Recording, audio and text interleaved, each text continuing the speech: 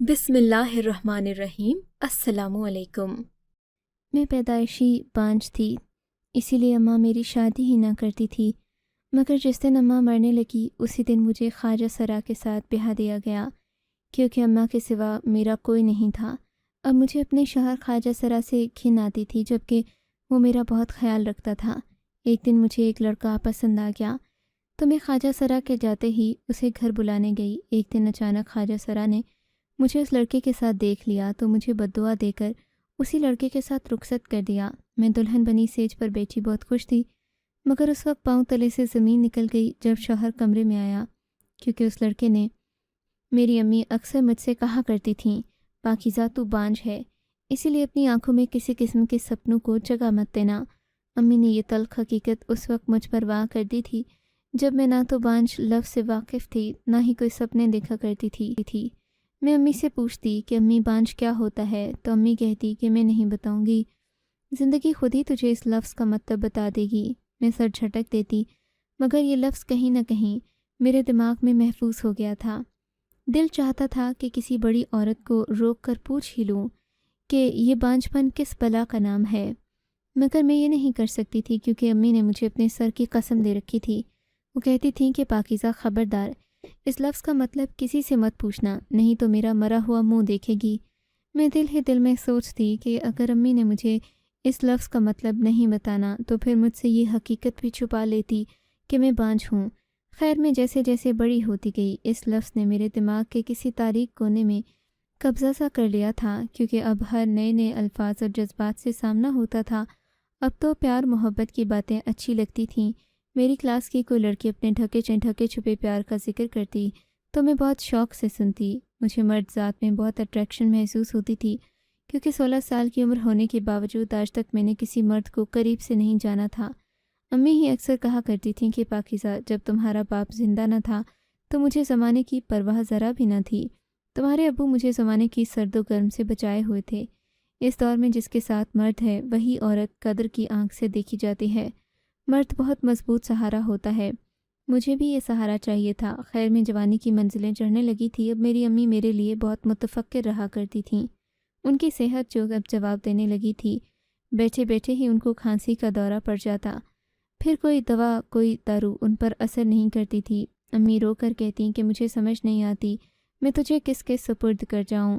امی کی بار بار کی بات مجھے اتنی ہمت تو دے رہی تھی کہ میں ان سے کہہ دیتی کہ آپ اتنی فکر کیوں کرتی ہیں، میری شادی کیوں نہیں کر دیتی، میرا بوجھ آپ کے سر سے اتر جائے گا تو کیا پتہ آپ کی صحت ٹھیک رہنے لگے۔ میری امی ہکا بکا میرا چہرہ دیکھنے لگی تھیں، پھر میری آنکھوں میں آنکھیں ڈال کر بولیں، آج تو شادی کی بات کر لی ہے، آج کے بعد اپنے منہ سے ایسے الفاظ مت نکالنا۔ میں سہم کر چپ کر گئی تھی۔ تبھی ہمارے گھر کے دروازے پر دستک ہوئی تھی۔ میں دروازہ کھولنے گئی تو سامنے خواجہ سرا کھڑا تھا۔ اس نے اپنے چہرے پر ڈھیروں میک اپ کیا ہوا تھا۔ اس نے تالی پیٹ کر کہا، صبح سے بھوکا ہوں، کچھ کھانا کھلا دے۔ میں ڈر کر پیچھے ہٹی۔ اس خواجہ سرا کی آواز میری امی کے کانوں میں بھی پڑ گئی تھی۔ امی جلدی سے اپنی جگہ سے اٹھیں اور دروازے تک آ گئیں۔ امی بولیں، آ جاؤ ہمارے گھر، اس غریب خانے میں جو بھی ہے تمہیں کھلا دیتی ہوں۔ وہ خواجہ سرا بھی ہمارے گھر داخل ہو گیا۔ امی نے اسے چارپائی پر بٹھایا، اس کے لیے نیا تکیہ لے کر آئیں اور بولیں، 2 گھڑی آرام کر لو۔ وہ خواجہ سرا یہ دیکھ کر بہت خوش ہوا۔ امی نے شیشے کی جگ میں پانی ڈالا، ساتھ 2 گلاس رکھے جو امی پرسوں ہی بازار سے لے کر آئی تھیں۔ آتے ہی مجھ سے کہہ دیا کہ پاکیزہ، میری بات کان کھول کر سن لو، یہ گلاس خاص مہمانوں کے لیے ہیں، یہ نہ ہو کہ ہر ایرے غیرے کو اس میں مشروب پیش کرتی رہو۔ میں تو امی کی طرف دیکھ کر ہی حیران ہو رہی تھی کہ آخر انہیں ہوا کیا ہے۔ امی نے جلدی سے فریج میں پڑا گوشت نکالا اور ٹماٹروں میں پکانے لگی تھیں۔ امی کی یہ ریسیپی بہت مشہور تھی۔ اس طرح گوشت جھٹ پٹ میں بن جاتا اور اتنا لذیذ ہوتا کہ کھانے والا کھاتا ہی رہ جاتا۔ وہ خواجہ سرا یوں ہی شان بے نیازی سے چارپائی پر بیٹھا تھا جیسے وہ اس کا اپنا گھر ہو۔ میں کچن میں آئی اور بولی، امی یہ کیا، آپ نے بےہودہ سے میک اپ والے شخص کو اپنے گھر میں بٹھا لیا ہے، اسے چلتا کریں۔ امی نے مجھے جھڑک دیا تھا۔ وہ بولیں، خبردار، جو تم نے اپنے منہ سے اس طرح کی بات نکالی، تم کو معلوم ہے کیا، یہ جو خواجہ سرا ہوتے ہیں نا، یہ بڑے پہنچے ہوئے ہوتے ہیں، یہ بڑے اللہ والے ہوتے ہیں، ان کی ہر دعا قبول ہوتی ہے، ان کی بد دعا سے بھی ڈرنا چاہیے۔ یہ اللہ کے بہت قریب ہوتے ہیں۔ امی کی بات سن کر میں خوش ہو گئی۔ میں جلدی سے کمرے سے نکلی اور اس چارپائی پر جا کر بیٹھ گئی جہاں وہ خواجہ سرا بیٹھا ہمارے گھر کی ایک ایک چیز کا بغور جائزہ لے رہا تھا۔ میں اس کے پاس جا کر بیٹھ گئی تو وہ چونک کر میری طرف متوجہ ہو گیا۔ میں بولی، کیا نام ہے تمہارا؟ وہ بولا، ریشم۔ میں مسکرا کر بولی، میرا نام پاکیزہ ہے۔ امی کہہ رہی تھیں کہ تمام خواجہ سراؤں کی دعائیں بہت قبول ہوتی ہیں، اسی لیے میں ان سے چھپ کر تم سے ایک دعا کروانا چاہتی ہوں۔ وہ میری طرف متوجہ ہوا تھا۔ ہاں بولو، کیا دعا کروانی ہے؟ میں بولی، تم دعا کرو کہ میری شادی جلد از جلد ہو جائے، مگر امی سے کہنا کہ تم نے ایسا کہا ہے۔ وہ خواجہ سرا حیران ہو گیا، بولا، کیوں؟ کیا تمہاری امی ایسا نہیں کرنا چاہتی؟ میں زور زور سے نفی میں سر ہلانے لگی۔ میں بولی ریشم، امی تو میرے منہ سے شادی کا نام سن کر بگڑ جاتی ہیں۔ ریشم بہت حیران ہوا، بولا، کیوں؟ ایسی بھی کیا بات ہے جو تمہاری امی شادی ہی نہیں کرنا چاہتی؟ میں بولی، کیونکہ میں بانجھ ہوں۔ میں نے محسوس کیا تھا کہ ایک دم سے ریشم کے چہرے پر اداسی چھا گئی تھی۔ میں بولی، ریشم، یہ بانجھ پن کیا ہوتا ہے؟ وہ بولا، مجھے کیا پتا، میں کون سا عورت ہوں جو عورتوں کے مسائل سے واقف ہوں گا۔ میں اس کے چہرے کے تاثرات دیکھ کر یہ جان گئی تھی کہ اسے بخوبی علم تھا کہ یہ بانجھ پن کس بلا کا نام ہے، مگر وہ جان بوجھ کر مکر گیا تھا۔ اتنے میں مجھے کچن سے امی نکلتی ہوئی نظر آئی تھیں۔ میں جلدی سے بولی، ریشم، امی سے مت کہنا میں نے تم سے ایسی کوئی بات کی ہے۔ اس نے اس بات میں سر ہلا دیا تھا۔ امی آ گئیں تو ریشم مسکرانے لگا تھا۔ وہ بولا، آپ کتنی اچھی عورت ہیں، آپ نے میرا اتنا احساس کیا۔ صبح سے گلی گلی پھر رہا ہوں، مگر ہم جیسوں کو کون پوچھتا ہے؟ گلی میں کھڑے آوارہ لڑکے ہمیں دیکھ کر ہنس تو لیتے ہیں، مگر مدد نہیں کرتے۔ پھر وہ ایک دم سے پریشان ہو گیا اور بولا، باجی، اگر آپ کے میاں گھر آ گئے تو وہ ناراض تو نہیں ہوں گے نا؟ مجھے یہاں دیکھ کر امی نے نفی میں سر ہلا دیا تھا۔ وہ بولی، نہیں، تم بے فکر رہو، میرا شوہر تو میری بچی کی پیدائش سے 2 ماہ پہلے انتقال کر گیا تھا۔ وہ دن اور آج کا دن میں نے دوسری شادی کے متعلق نہیں سوچا، اپنی ساری زندگی اپنی بیٹی کے لیے وقف کر دی۔ وہ امی سے باتیں کرنے لگا تو ایسا لگتا جیسے 2 بچپن کی سہیلیاں مل گئی ہوں، مگر یہ تھا کہ دونوں کی عمروں میں کافی فرق تھا۔ امی نے ریشم سے کہہ دیا کہ تم ہمارے گھر آتے جاتے رہنا۔ اس نے تو جیسے امی کی یہ بات اپنے پلو سے باندھ لی تھی۔ اب وہ ہر 2 دن بعد ہمارے گھر کے چکر لگانے آتا تھا۔ امی سے کہتا مجھ سے سودا وغیرہ منگوا لیں۔ امی کی بات سچ تھی، یہ خواجہ سرا واقعی بہت اچھے ہوتے ہیں۔ ریشم نے ہمارے گھر ایک دن کھانا کھایا تھا، اس کا ہی وہ آج تک احسان اتار رہا تھا۔ امی کو بھی کی وجہ سے بڑا آسرا ہو گیا تھا۔ باہر کے کام امی اب ریشم سے کروایا کرتی تھیں، سودا وغیرہ لانا اور اسی کی ڈیوٹی تھی۔ ایک دن ہمارے گھر کی بجلی خراب ہو گئی تو ریشم اپنے آپ ہی الیکٹریشین کو لے آیا۔ امی اکثر کہا کرتی تھیں کہ اللہ نے ریشم کی صورت میں مجھے ایک مضبوط سہارا دے دیا ہے۔ ریشم جسامت کے لحاظ سے بھی بڑا تگڑا تھا، اس لیے وہ کسی سے نہیں ڈرتا تھا۔ امی ریشم پر اب اندھا اعتبار کرنے لگیں۔ امی کو اگر کہیں جانا پڑتا تو وہ ریشم کو گھر بلا لیا کرتی تھیں۔ وہ ریشم کو میرے پاس چھوڑ کر خود سکون سے لوگوں کی خوشی غمی میں شامل ہو جایا کرتیں۔ پیچھے میں اور ریشم ڈھیروں باتیں کیا کرتے تھے۔ ریشم کی صورت میں مجھے ایک بہت اچھا دوست مل گیا تھا، سب کچھ اچھا گزر رہا تھا۔ ایک دن امی ریشم کو میرے پاس چھوڑ کر دوسرے قصبے تک چلی گئیں۔ میں اور ریشم بیٹھے لوڈو کھیل رہے تھے، تب ہمیں گھر کے باہر سے کسی کے جھگڑنے کی آوازیں آنے لگیں۔ میں جلدی سے اٹھ بیٹھی کہ باہر جا کر دیکھوں کیا مضبوط دیوار بن کر کھڑا ہو گیا تھا۔ کہنے لگا، دوسروں کی لڑائی میں تمہارا کیا کام ہے، تم چپ چاپ گھر میں بیٹھو۔ میں ریشم سے ناراض ہو گئی کہ پہلی ساری زندگی امی نے مجھ پر پابندیاں لگائی ہیں، اب تم مجھ پر پابندی لگا رہے ہو۔ میری ناراضگی کو دیکھ کر اس نے مجھے باہر جانے کی اجازت دے دی، لیکن وہ بھی میرے ساتھ ساتھ آیا تھا۔ گلی میں نکلتے ہی ہمیں پتہ چل گیا تھا کہ خالہ عذرا کے گھر میں یہ لڑائی چل رہی تھی۔ ہم نے ادھر ادھر سے وجہ معلوم کرنے کی کوشش کی، لیکن کچھ پتہ نہیں چلا۔ تبھی خالہ عذرا گھر سے نکل آئی۔ انہوں نے اپنی امی کو کلائی سے پکڑا ہوا تھا، وہ اسے گھسیٹتے ہوئے گھر سے باہر لا رہی تھیں اور ساتھ ہی ساتھ وہ اونچا بول بھی رہی تھیں۔ وہ کہنے لگی، ہائے لوگوں، مجھے کیا پتہ تھا کہ میں اکلوتے بیٹے کے لیے بانجھ عورت کو بہا لاؤں گی۔ یہ تو بے ثمر درخت ہے، سمجھو خواجہ سرا ہی ہے۔ بھلا جو عورت بچہ نہ جن سکے اسے عورت کون کہے گا؟ یہ تو خسرا ہے، خسرا۔ خالہ عذرا کی باتیں سن کر مجھ پر کپ کپ کی تھی۔ میں بھاگتی ہوئی اپنے گھر آ گئی، میری آنکھوں سے آنسو نکل رہے تھے، میرا بہت برا حال ہو چکا تھا۔ ریشم جلدی سے میرے لیے پانی کا گلاس لے آیا، میں نے گلاس پر ہاتھ مار کر دور پھینک دیا تھا۔ میں اس سے لڑنے لگی تھی۔ میں بولی ریشم میں خواجہ سرا نہیں ہوں، میں ایک مکمل عورت ہوں۔ اگر کوئی عورت بچہ نہیں پیدا کر سکتی تو اس کا مطلب یہ نہیں ہے کہ وہ عورت نہیں ہے۔ لوگ بولنے سے پہلے کیوں نہیں سوچتے؟ ان کے الفاظ کسی کی ہستی بستی زندگی تک اجاڑ سکتے ہیں۔ ریشم میرے پاس آ کر بیٹھ گیا اور بولا، میں تمہارے جذبات کو سمجھ سکتا ہوں، میں بھی انہی سب سے گزرا ہوں۔ میں چیخنے لگی۔ میں بولی جاؤ یہاں سے۔ میں چیخنے لگی۔ میں بولی جاؤ یہاں سے، مجھے گھن آ رہی ہے تمہارے وجود سے، یہ تمہاری نحوست کی وجہ سے ہی ہوا ہے۔ کیا اب لوگ مجھے بھی خواجہ سرا کہیں گے؟ امی نے مجھے کہہ دیا تھا کہ میں بانجھ ہوں، مگر ہوں تو عورت ہی نا۔ یہ لوگ کہنے سے پہلے کیوں نہیں سوچتے؟ میں اپنی ساری محرومی کا غصہ ریشم پر نکالتی رہی، مگر وہ چپ چاپ سب کچھ سہتا رہا۔ میں اسے گھر سے نکال دینا چاہتی تھی مگر وہ میرے گھر سے گیا نہیں۔ وہ بولا جب تک تمہاری امی نہیں آ جائیں گی میں کہیں نہیں جاؤں گا۔ میں اس کو حقارت سے دیکھتی ہوئی اپنے کمرے میں چلی گئی۔ شام کے امی واپس لوٹی تھیں۔ وہ میری حالت دیکھ کر گھبرا گئی تھیں۔ وہ ریشم سے بولیں کیا بات ہے؟ میری پاکیزہ کو کیا ہو گیا ہے؟ وہ بولا باجی اس کو بانجھ لفظ کا مطلب پتہ چل چکا ہے، جس انداز میں پتہ چلا ہے اس سے اس کی روح مجروح ہو گئی ہے۔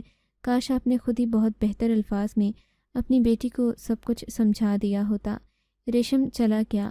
میں امی کے سینے سے لگ کر روتی رہی۔ امی بولیں پاکیزہ تم سے اسی لیے کہتی تھی کہ اپنی پلکوں پر خواب مت سجانا۔ مجھے معلوم ہے کہ اگر میں نے اپنے کندھوں سے بوجھ اتارنے کے لیے دھوکہ دہی سے تمہاری شادی کر بھی لی تب بھی میں سکون سے نہیں رہ پاؤں۔ کے بعد 2 سال تک انتظار کرے گا، پھر اگر تم اسے اولاد نہ دے پائی تو وہ تمہیں طلاق دے دے گا۔ میں بھی مر جاؤں گی تو طلاق کے بعد تم کہاں جاؤ گی؟ میں اسی لیے تمہارے لیے کچھ اچھا ہی کرنا چاہتی ہوں۔ میں نے اس بات کا غم دل سے لگا لیا تھا۔ اب میں امی سے چھپ چھپ کر روز روتی رہتی تھی۔ ہمارے گھر میں جب بھی ریشم آتا میں اسے جھڑک دیا کرتی۔ میں اسے کہتی کہ ہمارے گھر سے چلے جاؤ، اپنا یہ منحوس سایہ یہاں سے گم کر لو۔ ایک دن وہ میرے روبرو آ گیا اور بولا میں نے کیا بگاڑا ہے تمہارا؟ تم مجھ سے کیوں متنفر ہو گئی ہو؟ اپنی دوستی کو بھی بھول گئی ہو کیا؟ میں اس سے کچھ نہ کہتی۔ ایک دن امی کی طبیعت بہت زیادہ خراب ہو چکی تھی۔ وہ کہنے لگیں جلدی سے ریشم کو بلوا دو۔ میں بولی کہ میں ڈاکٹر کو بلا کر آتی ہوں، آپ نے ریشم کو کیا کرنا ہے؟ امی بضد رہیں کہ کسی نہ کسی طرح بس ریشم کو بلوا دو۔ میں نہیں جانتی تھی کہ امی نے ریشم سے کیا کہنا تھا، اسی لیے اپنی زندگی کی سب سے بڑی بے وقوفی کر بیٹھی اور اسے گھر بلوا لیا۔ امی اپنی آخری سانسیں لے رہی تھیں۔ ان کی طبیعت بگڑتی چلی گئی۔ وہ بولی ریشم میں جان گئی ہوں کہ میرا آخری وقت آ گیا ہے، تجھ سے التجا ہے کہ جیسے تم نے میری پاکیزہ کا خیال رکھا، میری زندگی میں رکھا، ویسے ہی میرے مرنے کے بعد بھی رکھنا۔ ریشم نے اس موقع کا فائدہ اٹھایا اور وہ بولا باجی تمہارے ہوتے ہوئے لوگ باتیں نہ بنائیں، تمہیں کچھ ہو گیا تو میں کس رشتے سے پاکیزہ کا خیال رکھوں گا؟ تو ایسا کر اس کا مجھ سے نکاح کر دے۔ میں چیخ پڑی۔ میں بولی ریشم تم اپنے حواس میں تو ہو نا، تم جانتے بھی ہو تم کیا کہہ رہے ہو، تم ایک خواجہ سرا ہو، ہماری شادی نہیں ہو سکتی۔ تب امی بولیں پاکیزہ تجھے ریشم کے سوا کوئی قبول نہیں کرے گا، خدا کے واسطے اس سے نکاح کر کے میرا آخری وقت سکون کا بنا دے۔ میں نے انکار کر دیا تو امی کہنے لگیں پاکیزہ اگر تم نے حق نہیں بخشوں گی۔ میں رونے لگی اور یوں ریشم نہ جانے کہاں سے مولوی صاحب کا انتظام کر کے آ گیا تھا، نہ جانے اس نے مولوی صاحب سے اپنی جنس کے متعلق جھوٹ بولا تھا یا پھر پیسے سے ان کا منہ بند کروایا تھا۔ انہوں نے ہم دونوں کا نکاح پڑھا دیا۔ امی انتقال کر گئی، مجھ پر دوہرے غم آن گرے۔ میں اتنا تو جانتی تھی خواجہ سرا اور عورت کی شادی نہیں ہو سکتی، نہ جانے امی مرتے وقت مجھے اتنا بڑا بوجھ کیوں رکھ کر گئی تھیں۔ خیر امی کی تدفین وغیرہ سے فراغت پا کر ریشم مجھے رخصت کر کے اپنے گھر لے گیا۔ وہ مجھ سے بولا کہ ہم دونوں دوستی کے رشتے کے ساتھ جڑ جاتے ہیں، مگر میں نے انکار کر دیا۔ ریشم کا گھر بھی بہت خستہ حال تھا، میرا وہاں دم گھٹتا تھا، مگر میری مجبوری تھی، مجھے اس کے ساتھ رہنا پڑ رہا تھا۔ وہ ہر حال سے میرا خیال رکھنے کی کوشش کرتا تھا، جبکہ میں اس کی زندگی کو جہنم بنانے میں کوئی کسر نہیں چھوڑتی۔ خیر جیسے جیسے زندگی کے دن کٹنے لگے، یوں ہی مجھے اس کے گھر آئے ہوئے 1 مہینہ ہو گیا۔ اب میں باہر آنے جانے لگی تھی۔ میں اکثر کریانے کی دکان پر چلی جایا کرتی تھی۔ اس دکان کا مالک ایک جوان سا لڑکا تھا جس کا نام فیصل تھا۔ میں جب بھی اس کی دکان پر جاتی وہ بہت خوش ہو جایا کرتا، اکثر تو مجھے جوس بھی مفت میں پلا دیا کرتا تھا۔ میں بھی اس کو مسکرا کر دیکھنے لگی تو اس کی ہمت بڑھ گئی۔ اب تو وہ میری تعریف بھی کرنے لگا تھا۔ فیصل خود بھی بہت خوبرو نوجوان تھا۔ اس کے منہ سے اپنی تعریف سن کر میں 7ویں آسمان پر جا پہنچی تھی۔ ایک دن وہ بولا، پاکیزہ مجھے بہت حیرت ہے، تم جیسی حسین لڑکی ایک خواجہ سرا کے ساتھ کیا کر رہی ہے؟ تب میں پھوٹ پھوٹ کر رونے لگی اور اپنی زندگی کی داستان اسے سنا دی۔ اس نے میرے آنسو پونچھے اور بولا، اگر تم میرا ساتھ دو گی تو میں تمہیں زندگی کی ساری محرومیاں دور کر دوں گا۔ میں تم سے محبت کرنے لگا ہوں، ایک پل بھی تمہارے بغیر نہیں رہا جاتا۔ میں فیصل کی بات سن کر بہت خوش ہوئی۔ اس نے مجھ سے کہا، تم خواجہ سرا سے طلاق لے لو، میں تم سے شادی کر لوں گا۔ میں بہت خوش ہو گئی۔